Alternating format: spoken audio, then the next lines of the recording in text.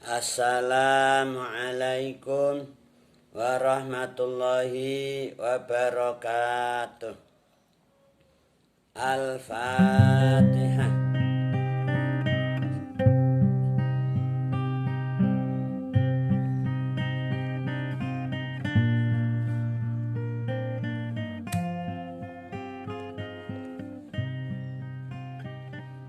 Alhamdulillah, kita dapat bermuajah kembali dalam majelis yang penuh berkah ini, insya Allah.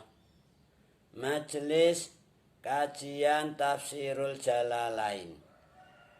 Insya Allah pada pertemuan kali ini kita akan kembali membacakan surat Al-Baqarah ayat 251.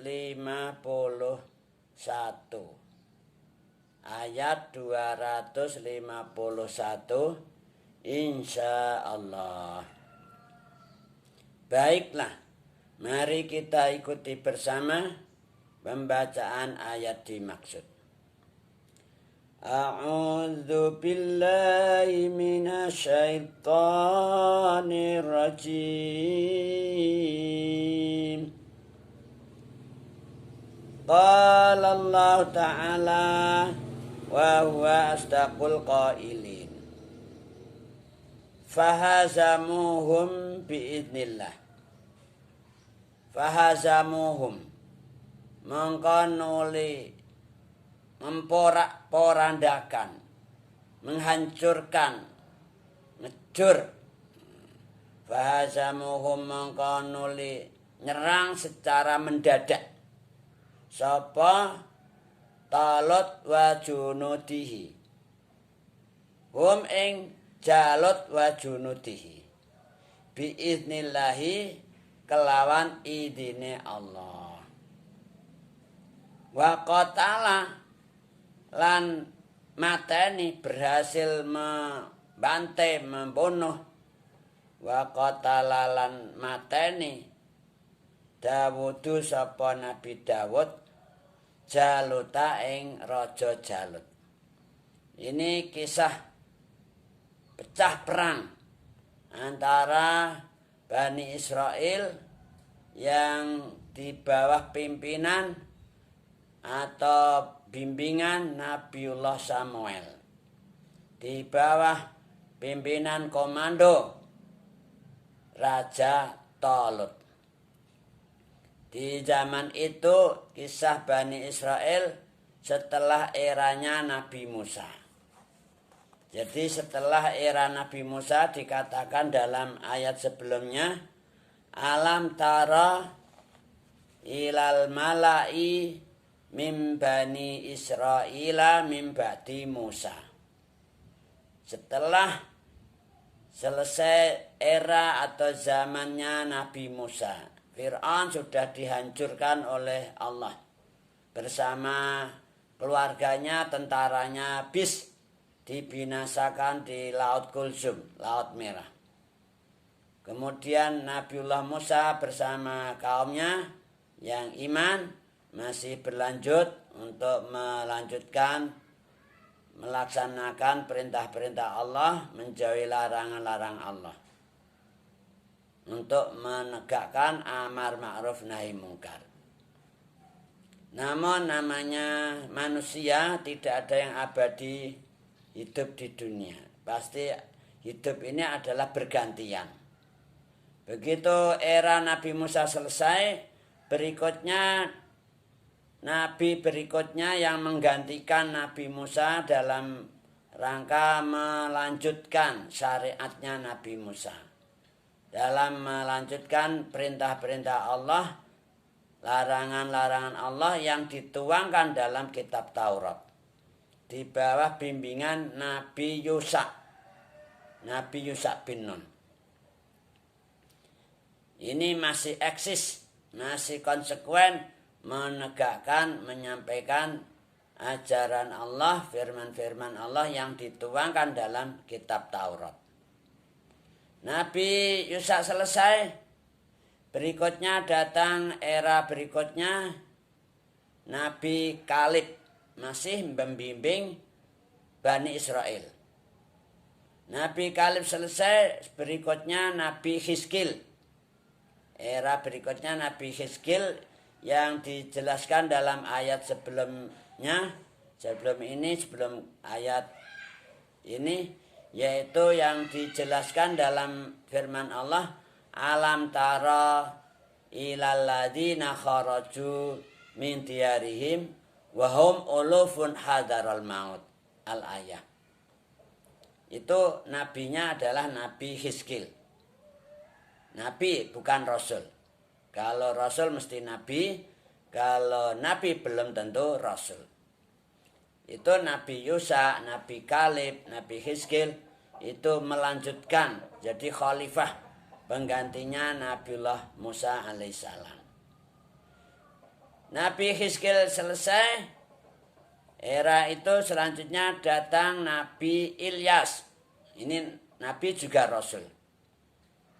Yang harus kita imani, yang harus kita tahu ada 25 Rasul yang wajib bagi Ahlussunnah wal Jamaah untuk mengenal secara individu. Iman secara individu. Berikutnya Nabi Ilyas selesai, selanjutnya Nabi Ilyasa. Ilyasa juga termasuk salah satu 25 Rasul yang wajib kita imani. Kita tahu namanya secara individu. Adapun nabi-nabi lainnya 25 ya wajib iman tapi nggak wajib kenal siapa namanya. Apa namanya. Setelah Nabi Ilyasa selesai, datanglah nabi berikutnya yaitu Nabi Samuel. Nah, ini yang dijelaskan dalam ayat alam tara ilal mala'i min bani Israila min ba'di Musa idh qalu li nabiyyin lahum mub'ats lana malikan nuqatil fi sabilillah, al ayat. Apakah kamu nggak tahu? Alam taro. Apa kamu nggak lihat? Nah, kisah kelompok Bani Israel setelah Nabi Musa. Yaitu di eranya Nabi Samuel. Di bawah bimbingan Nabi Samuel. Di waktu itu Masya Allah, Bani Israel ini hidupnya menderita. Ingat gak kisahnya Nabi Musa? Di zamannya, di eranya rezim yang sangat zalim, yaitu Fir'aun alaihi laknatullah. Ini Nabi Musa belum lahir, itu sudah dibuatkan undang-undang untuk menindas Bani Israel. Undang-undangnya apa? Semua Bani Israel nanti yang lahir cowok harus disembelih. Tapi kalau lahir cewek biarkan hidup. Tapi nggak boleh jadi PNS. Nggak boleh jadi menteri, gubernur, wali kota, apalagi jadi bupati, camat, nggak boleh. Jangankan jadi camat, kepala desa, jangan jadi RT itu loh. Nggak boleh. Ini yang cewek. Boleh hidup tapi nggak boleh mulia. Tapi dia harus jadi budak gitu loh. Kalau cowok harus disembelih. Nah ini rezim yang sangat zalim. Yudzabbihuna abna'akum wa yastahyuna nisa'akum wa fi dzalikum bala'um mir rabbikum 'adzim. Ini di era zamannya Nabi Musa alaihissalam. Nabi Musa belum lahir itu sudah diberlakukan undang-undang baru. Undang-undang bisa dibikin gitu loh. Namanya rezim zalim. Yang penting Bani Israel harus sengsara. Hukum itu tajam ke bawah, tumpul ke atas, ke kanan, ke kiri, ke depan, ke belakang, tumpul. Tapi kalau ke bawah sangat tajam. Ini terjadi di eranya Fir'aun alaihi laknatullah di Mesir. Bani Israel hidupnya begitu.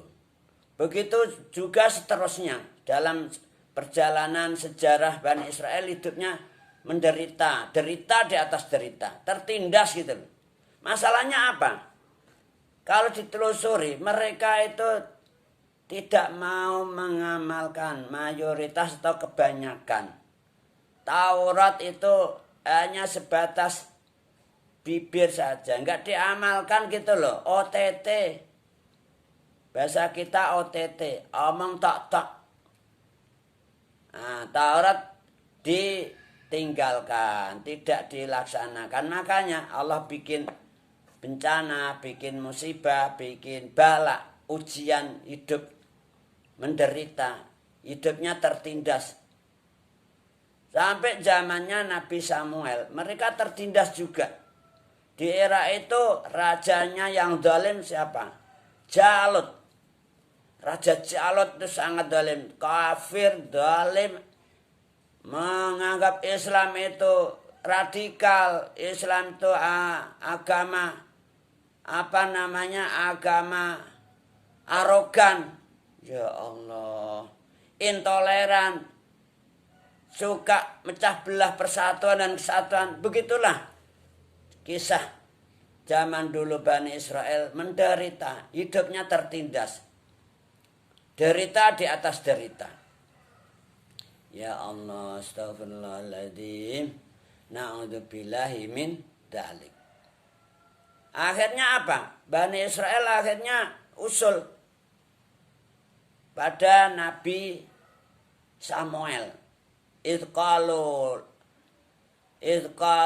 li nabi lahum ib'as lana malikan nuqatil fisabilillah. Jeung Nabi, ini kita nggak bisa ini berjuang secara individu-individu, nggak punya kekuatan. Kita harus membentuk suatu persatuan gitu loh. Kita kalau bersatu kita teguh, kalau kita bercerai kita runtuh. KO kita antar. Maka ini sebaiknya kita bikin suatu persatuan, suatu kumpulan yang kuat. Ada pemimpinnya, ada rajanya gitu loh. Maka mereka bilang apa? Ib'as lana Nabi malikan nuqatil fisabilillah. Monggo jeung Nabi Samuel, kita bikin pemimpin raja gitu loh, yang nanti kita berjuang jihad fisabilillah untuk melawan kedoliman, untuk melawan ketidakadilan. Bukan menghancurkan negara, bukan memecah belah persatuan dan kesatuan, tapi untuk melawan ketidakadilan, melawan kebiadaban, kedoliman. Nah, ini usulan dari warga. Akhirnya dibentuklah suatu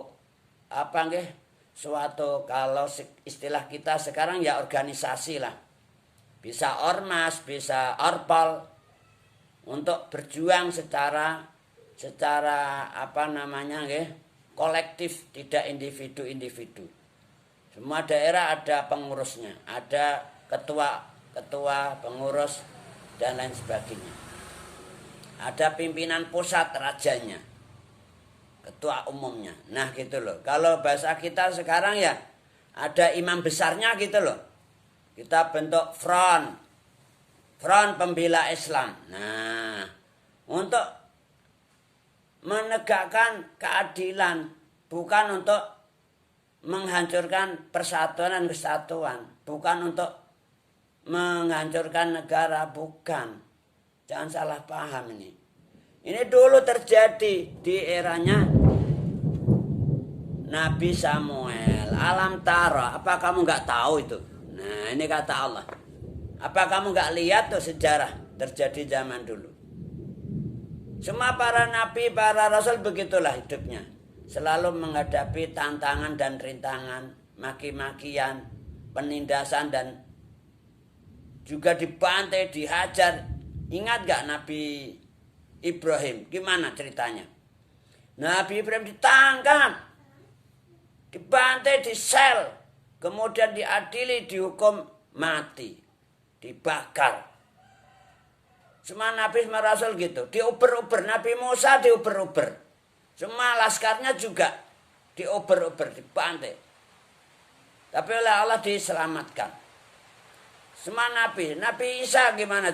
Nabi Zakaria, Nabi Yahya. Ya Allah, Nabi Zakaria disembelih. Nabi Yahya disembelih juga. Ya Allah, biadab ini manusia.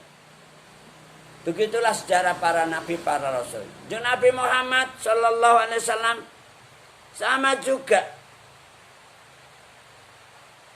Dibantai, diober-ober. Sampai memuncak. Akan ditangkap. Akan dihabisi. Oleh rezim. Rezimnya zaman itu Abu Jahal, Abu Lahab. Bukan Abu Janda. Abu Jahal, Abu Lahab. Yang menguasai Makkah. Pamannya yang membela sudah enggak ada. Kakeknya yang sangat membela juga sudah enggak ada.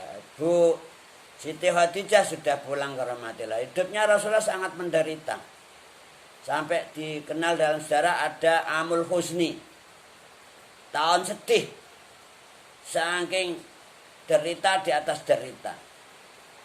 Ini Rasulullah juga gitu. Akan dihabisi. Akan disembelih gitu loh. Kan dulu belum ada senjata api. Pakai pedang gitu loh. Pedang, panah dan lain sebagainya. Belum ada senjata api. Pistol belum ada. Laras panjang belum ada. Ini terjadi pada perjuangan para nabi, para rasul. Kalau selanjutnya penerusnya, para ulama, para habaib, terjadi mengalami hal yang sama, jangan kaget, jangan heran. Itu memang tantangan dan rintangan dalam melaksanakan amar ma'ruf nahi mungkar. Kan kamu akan dikasih piala jannah.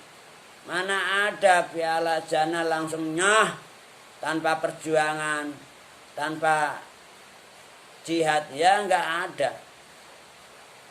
Maka bila terjadi di era-era berikutnya di berbagai seluruh dunia, enggak di Indonesia tok, di seluruh dunia, terjadi di India, di Pakistan, Afghanistan, Irak, Jordania, Palestina, bahkan juga di mana ini yang barusan di Yaman terjadi juga. Ulama-ulama dibantai, habaib dibantai. Habib Umar ini abahnya zaman sebelum Yaman merdeka, abahnya diculik, abahnya Habib Umar sampai sekarang nggak diketahui di mana itu keberadaannya. Itu Habib Al-Hafidh tuh, Habib Umar Tarim. Abahnya sampai sekarang abahnya itu nggak diketahui di mana.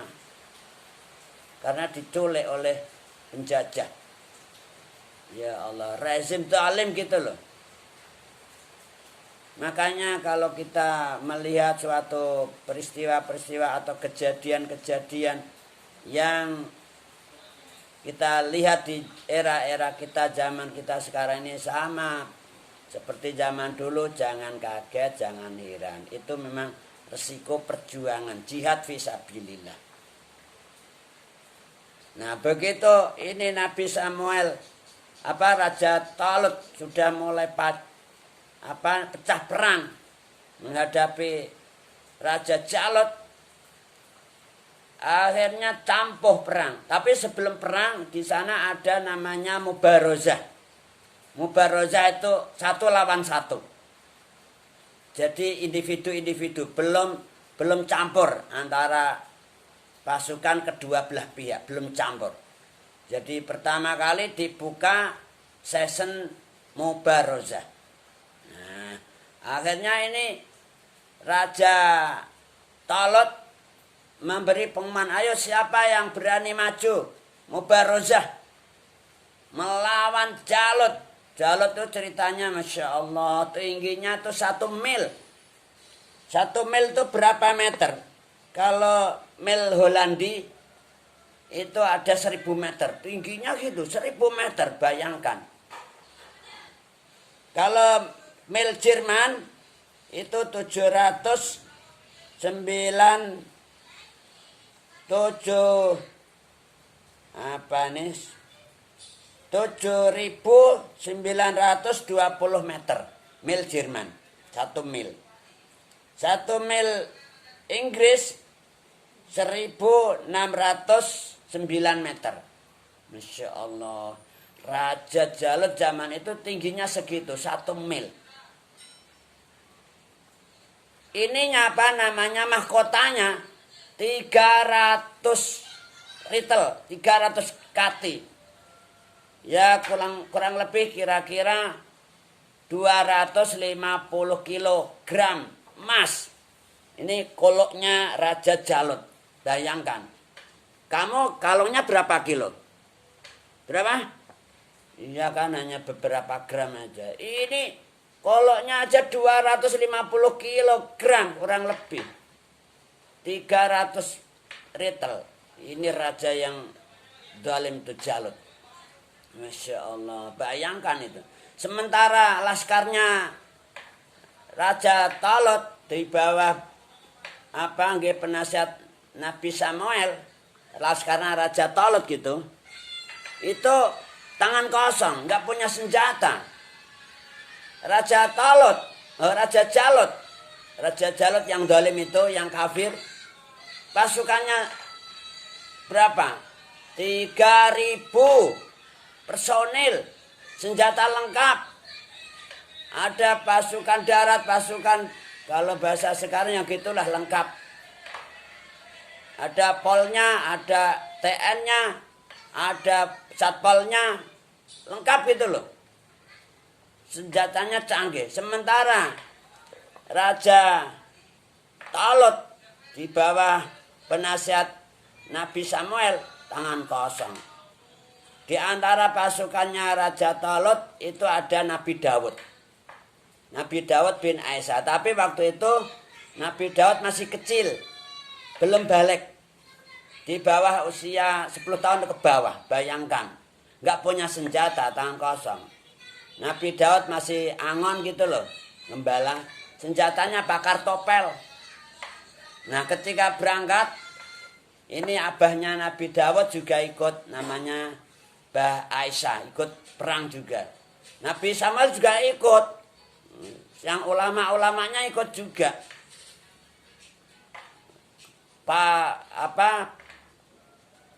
Rajanya yaitu pemimpinnya, imam besarnya namanya Talut. Talut ini putranya ibu dari Bapak Binyamin. Binyamin punya putra, di antara putra-putranya itu wanita dan mutraake seorang lelaki namanya Talut. Tapi gembel, miskin gitu loh. Binyamin itu putranya Nabi Yakub yang ke-12. Yang paling kecil. Nah rata-rata putranya Nabi Yakub itu jadi nabi, jadi penguasa, jadi pangeran, jadi menteri, jadi raja gitu loh. Termasuk Nabi Yusuf. Nabi Yusuf ini jadi raja di Mesir, juga nabi, jadi rasul gitu loh. Artinya penguasa. Sedangkan Binyamin ini yang paling kecil, gembel, rakyat miskin, nggak punya duit. Ya Allah, derita di atas derita. Tapi salih akram gitu loh. Putra nabi. Kalau bahasa kita sekarang ya Gus gitu loh. Gus, miskin, melarat tapi salih. Nah ini Binyamin mutraake seorang putri dan masih juga ada putra-putranya lain. Yang putrinya mutraake Talut. Talut ini dipilih oleh Allah sebagai raja, sebagai pemimpin besar, imam besar kalau bahasa kita. Mimpin Bani Israel di zamannya Nabi Samuel. Menghadapi rezim yang zalim yaitu Jalut. Masya Allah, Raja Jalut tingginya seperti itu tadi, 1 mil. Pasukannya 3.000. Sementara pasukannya Raja Talut hanya 313. Bayangkan itu. 1 lawan 1.000 kurang lebih. Ya nggak imbang gitu loh. Nggak imbang. Nah begitu sudah mulai campur perang. Tapi tapi sebelum perang dibuka mubarozah. Raja Talut mengumumkan, ayo siapa yang berani mubarozah? Dari sekian pasukan 313 orang nggak ada yang ngacung, nggak ada yang berani. Akhirnya gimana nih? Raja Talut akhirnya menghubungi penasehatnya, yaitu Nabi Samuel. Pripun injeng Nabi, kok nggak ada yang berani mubarozah? Padahal peraturan perang harus ada mubarozah dulu. 1 lawan 1 dulu. Sebelum perang dikumandangkan. Nah, akhirnya Nabi Samuel berdoa mohon petunjuk pada Allah. Oh begini, kamu cek pasukan kamu satu persatu cek. Ini saya ada sangkakala. Nabi Samuel tuh punya sangkakala yang di dalamnya ada minyak. Ini kata Nabi Samuel atas petunjuk Allah. Satu persatu pasukan kita harus dicek. Kasih minyak nih kepalanya. Kepalanya pasukan tentara kita harus dikasih minyak dari sangkakala ini. Kalau memang minyak itu nanti enggak mengalir ke wajah, jadi masih nempel di kepala enggak mengalir. Nah itulah yang berhasil merobohkan Jalut nanti. Ini petunjuk Allah. Akhirnya dilakukan oleh pemimpin perang yaitu Raja Talut. Satu persatu dipanggil. Ayo satu sini kelompok. Satu-satu dikasih minyak kepalanya. Minyak dari sangkakala yang miliknya Nabi Samuel tadi. Ternyata enggak ada yang sesuai dengan itu tadi. Ada sangkakala yang seperti itu tadi. Yang ada minyaknya. Begitu sampai gilirannya Nabi Daud. Nabi Daud waktu itu masih kecil. Belum balik. Betul itu. Minyak diteteskan di atas kepalanya Nabi Daud itu enggak mengalir ke wajah. Enggak meleset gitu loh. Masih nempel. Enggak mengalir ke wajah. Nah ini berarti kamu ya Daud nanti yang maju pertama untuk mubarozah melawan Jalut. Nah, apa jawab Nabi Daud? Siap komandan. Nah gitu. Akhirnya Nabi Daud maju dengan membawa senjata kartopel tadi untuk menghadapi Raja Jalut yang sangat dolim. Nah sebelum Nabi Daud maju di medan perang tadi dalam perjalanan dari Baitul Maqdis sampai ke medan perang, dia menemukan sebuah batu. Pertama di dalam perjalanan kemarin menuju medan perang ada batu bersuara. Nabi Daud ini bisa paham bahasa alam. Batu ini bilang, Nabi Daud, Daud, ini batu ambil. Saya ini batunya. Ini saya batunya siapa itu yang pertama? Batunya Ishak. Batunya Ibrahim yang pertama. Ini batunya Ibrahim. Ayo ambil. Ihmil nih, Pak ini Hajaru Harun. Pak ini Hajaru Harun. Nah gitu. Nabi Daud ketika perjalanan menuju medan perang ketemu batu. Batu itu ngomong, ya Daud, ihmil nih, Pak ini Hajaru Harun. Daud ini saya ambil, bawa nih batu. Saya ini batunya Nabi Harun. Nabi Harun udah lalu dulu. Zamannya Nabi Musa. Jalan lagi Nabi Daud. Begitu jalan ketemu batu lagi. Itu batu bilang, ihmil nih, Pak ini Hajaru Musa. Jalan lagi ketemu batu ngomong. Yang lain nggak tahu, nggak paham kalau itu batu ngomong. Yang paham tuh Nabi Daud ketika dalam perjalanan. Ayo batu, ayo Daud, ambil saya ini batunya Musa, batunya Nabi Musa. Bawa, sudah ngantongi 2 batu.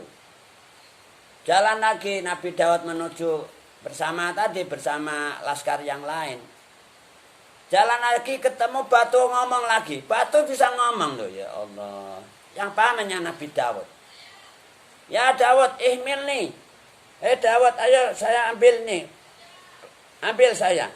Bah ini hajaruka. Saya ini adalah batu kamu.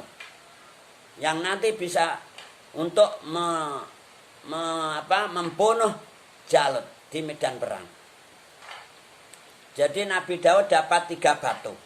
Pertama batunya Nabi Harun, kedua batunya Nabi Musa, ketiga batunya sendiri. Senjatanya kartopel. Oke, begitu mubarozah terjadi langsung Nabi Daud itu siapkan batu tadi, dimasukkan ke kartopelnya, ke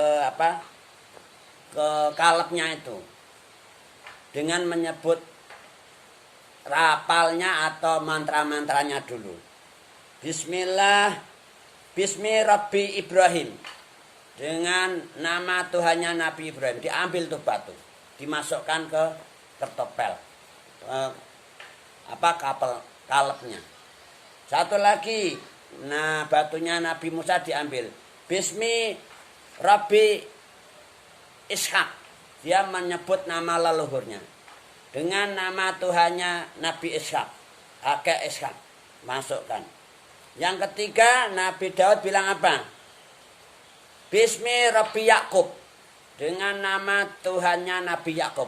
Masuk 3 batu dalam satu kartopel. Menyatu jadi satu. Langsung dikertopelkan kepada Raja Jalut yang zalim. Langsung kena apa? Mahkotanya langsung kena batu. Nah, batunya Nabi Daud tadi. Langsung tembus otak. Langsung keluar lagi menembus komandan-komandan pasukannya Raja Jalut 30 mampus semua. Tidak hanya Raja Jalut yang mampus. Raja Jalut langsung mampus dan batu itu masih nyerang terus secara otomatis. Nyerang sampai 30 komandan-komandannya. Akhirnya semua porak-poranda. Rajanya udah mampus. Kemudian ini Raja Jalut diseret oleh Nabi Daud, disetorkan Raja Talut. Niki sang raja sudah mampus nih Raja Jalut. Nah, akhirnya Nabi Daud mendapatkan hadiah, dinikahkan dengan istrinya dengan putrinya Raja Talut. Raja Talut punya putri, dinikahkan dan dikasih separuh wilayah negara.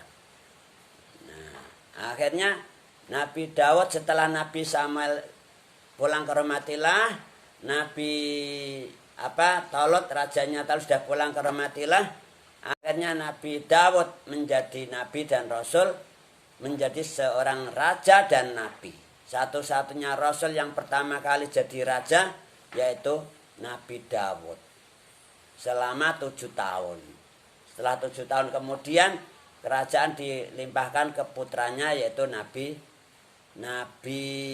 Sulaiman. Nah, ini waqatala Dawudu Jaluta. Lan mateni sapa Dawud Jaluta ing raja Jalut. Wa atahu lan paring hu ing Nabi Daud Allah sapa Gusti Allah al-mulka ing kerajaan fi Bani Israil wal hikmata lan hikmah. Wa alama lan muru'i sapa Allah hu ing Nabi Daud mimma ing perkara yasa kang ngersakake sapa Allah ing ma. Akhirnya Nabi Daud diberi ilmu oleh Allah yang tidak dimiliki oleh orang lain. Bisa bikin baju kere dari besi. Besi itu kalau dipegang Nabi Daud langsung manut. Bisa paham bahasa burung. Wa mantiqat tair. Walau la dafullahi lan lamun ora utawi penolak Gusti Allah annasa ing pira-pira manusa ba'dahum ing setengah nas bibadin kelawan setengah la fasadat mongko yakti rusak al ardu apa bumi. Walau la dafullahi lan lamun ora utawi penolak Gusti Allah anasa ing pira-pira manusa ba'dahum ing setengah nas bibadin. Ba'dahum rupane gitu, rupane setengah nas jadi badal. Bibadin kelam setengah la fasadat mongko yekti iku rusak. Walau la daf'ul lan lamun ora utawi penolai Allah iku maujud gitu. Anasa ing pira-pira manusa badhom ing setengah nas bibadin kelawan setengah la fasadat mongko yekti rusak al ardu apa bumi. Walakin Allah tetapi ne Gusti Allah du fadlin iku dat kang duweni anugerah alal alamin ing atase pira-pira wong alam kabeh. Begitulah kisah zaman Raja Jalut ditaklukkan oleh Raja Talut atas keberhasilan Nabi Daud waktu itu. Seandainya enggak ada daf'ullah dengan pada manusia satu dengan yang lain, pokoknya bumi ini udah hancur lah. Hidup di dunia ya begini nih, ya ada zalim, ada hak, ada batil, ada hak, ada kafir, ada mukmin, itu sudah sunatullah. Ada rezim-rezim yang zalim, ada yang berjuang untuk menegakkan amar ma'ruf nahi munkar. Andai kata nggak ada penolakan dari Allah, ya sudah rusak bumi, perang terus gitu loh. Selalu terjadi. Tapi ini karena Allah punya anugerah yang agung pada alam semua, maka dunia ini menjadi seperti ini, aman, tentram, nggak ada perang dunia terus menerus. Ilahuna tsumaqala wallahu a'lamu bissawab. Naktatim bilhamdalah. Alhamdulillahi rabbil alamin. Assalamualaikum warahmatullahi wabarakatuh.